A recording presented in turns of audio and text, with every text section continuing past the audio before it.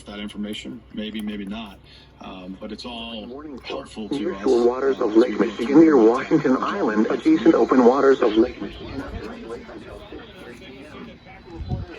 5:20 p.m. A strong thunderstorm was located near Detroit Island, moving southeast at 20 knots. Hazard, wind gusts to 40 knots and hail. Source, radar indicated. Impact, small craft could be damaged and briefly higher winds. Locations impacted include waters near Washington Island moved to safe harbor until hazardous weather may pose a hazard to boaters. Strong thunderstorm. A slight chance of showers between the forecast for your local area. Rest of the afternoon.